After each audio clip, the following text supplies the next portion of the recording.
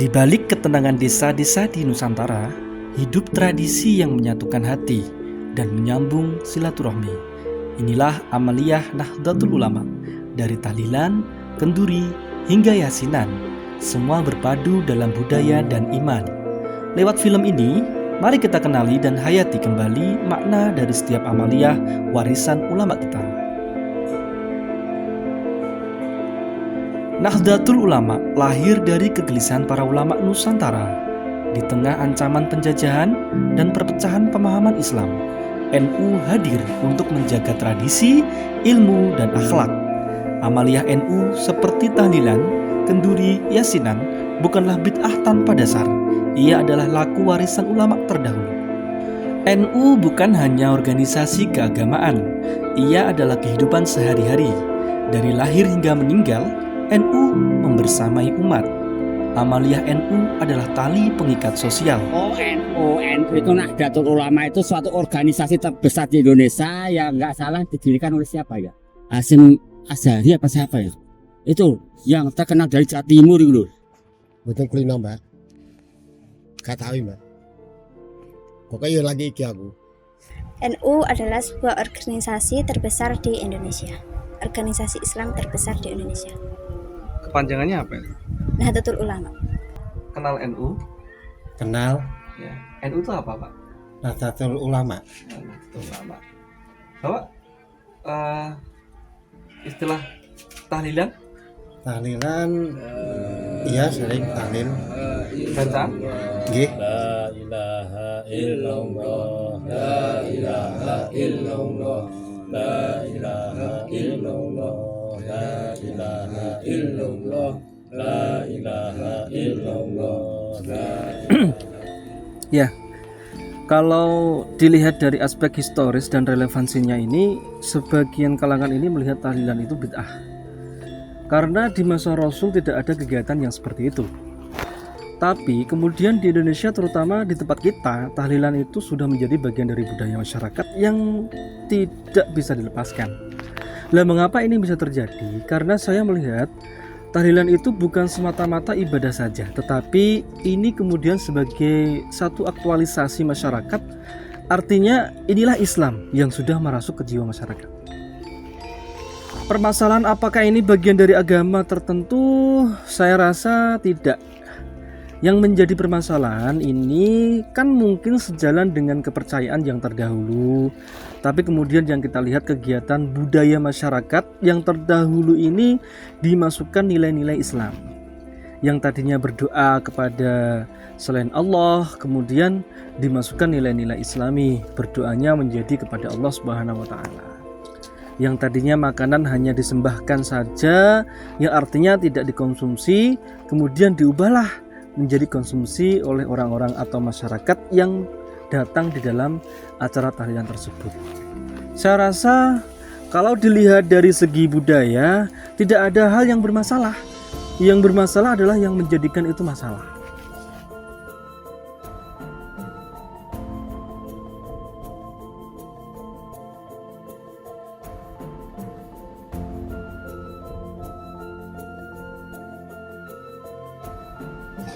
NU yang dakwah di Jawa ini meneruskan para wali. Nah, para wali itu dalam metode dakwahnya, kalau kita mungkin pertanyaannya mengarah kepada dalil kan, ud'u ila sabili rabbika bil hikmah. Ajaklah orang di jalan Allah bil hikmah.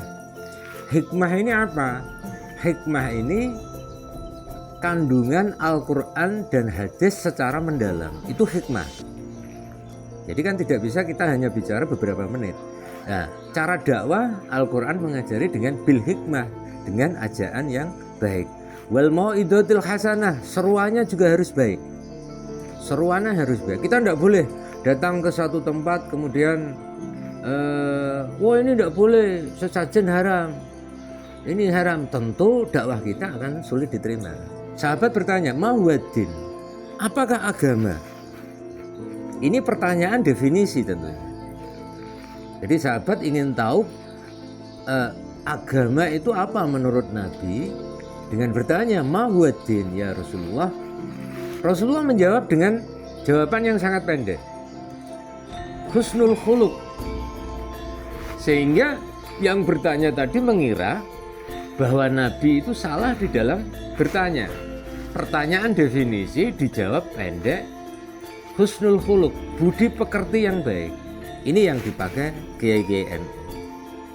Kalau kita kesana kemari niatnya dakwah, tapi selalu membenturkan kebiasaan subjek dakwah kita, tentu dakwah kita akan sulit diterima. Satu contoh,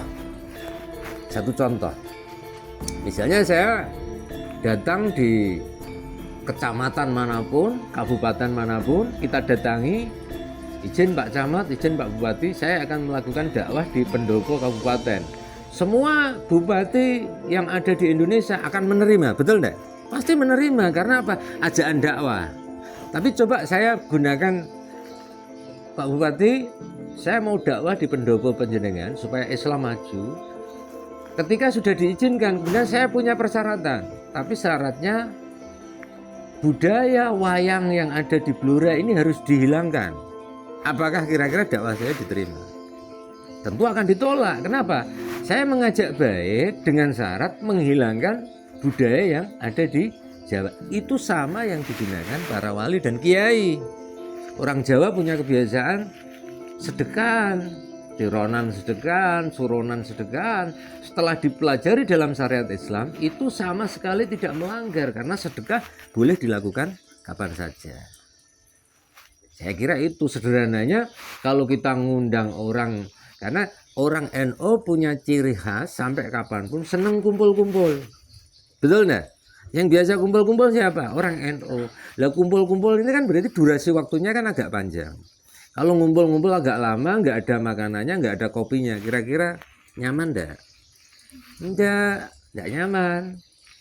Nah, ciri khas makanya itu tetap akan di. Nah, kalau ada orang yang menganggap itu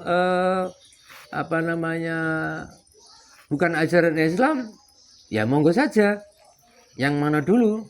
Tentu itu akan kita juga menghargai pendapat minoritas. Saya katakan minoritas karena NU ini salah satu Islam yang mengamalkan rahmatan lil alamin yang paling besar di Indonesia.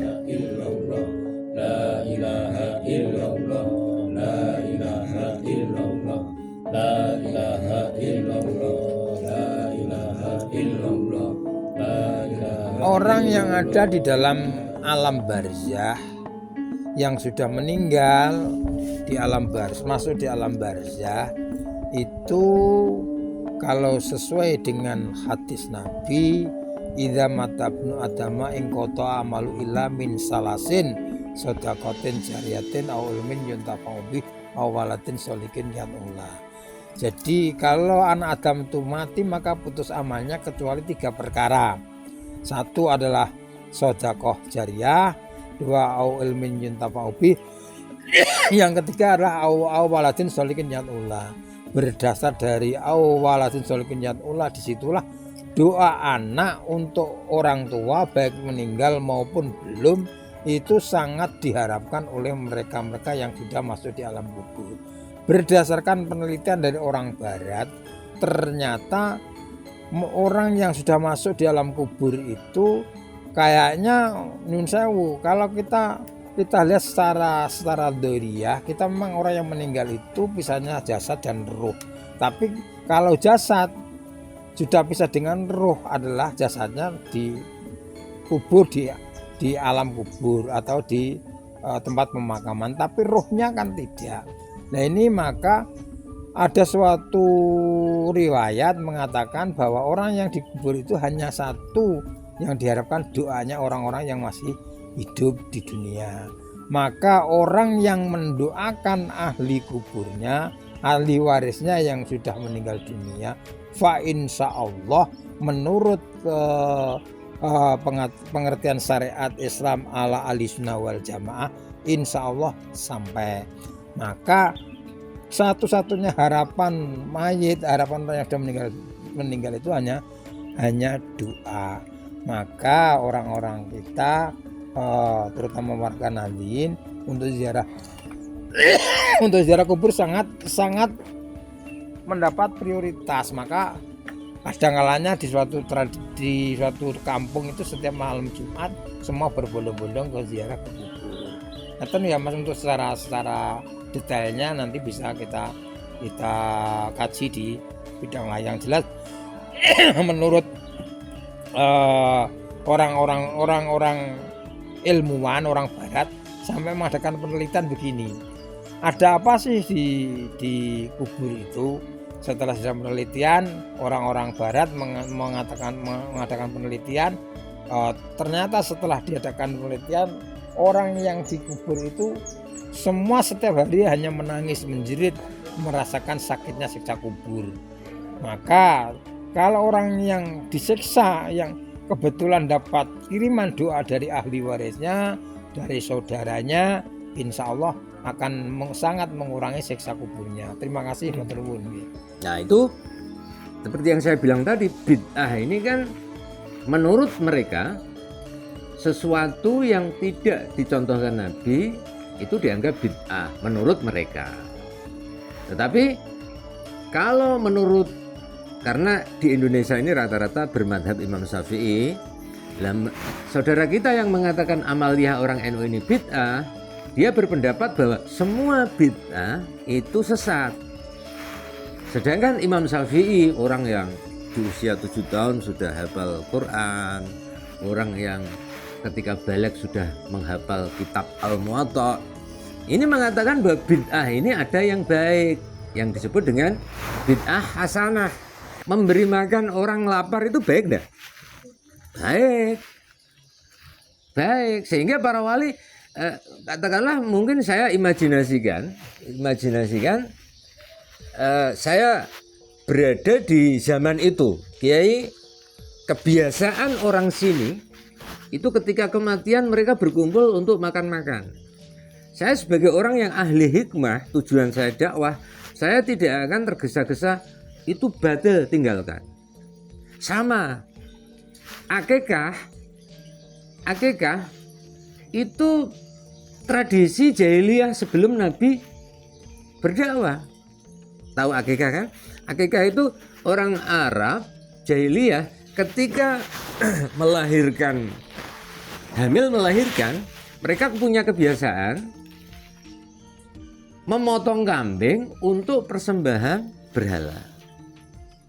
Bertanya kepada Rasulullah, ya Rasulullah, biasanya tradisi kami ketika melahirkan anak akan memotong kambing sebagai wujud persembahan untuk berhala.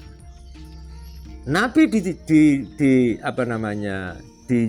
ada sahabat mengatakan begitu, Nabi tidak serta-merta tinggalkan itu buruk, tidak. Nabi mengatakan memotong kambingnya terus, tetapi dagingnya tidak usah digunakan untuk persembahan berhala.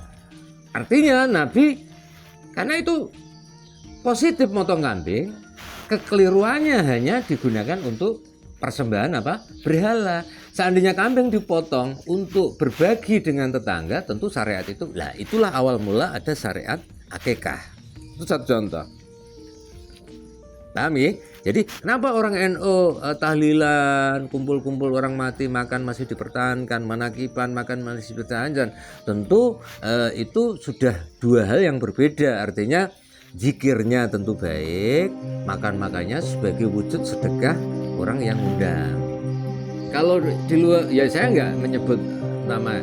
Kalau yang lain kan ketika orang sulit didakwai, dia akan mengambil, oh kamu berarti kafir, ini musyrik, ini pantangan orang NU.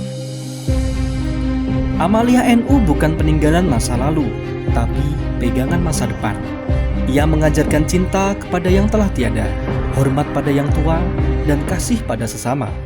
Mari rawat Amaliyah NU bukan hanya dengan lisan, tapi dengan pengabdian.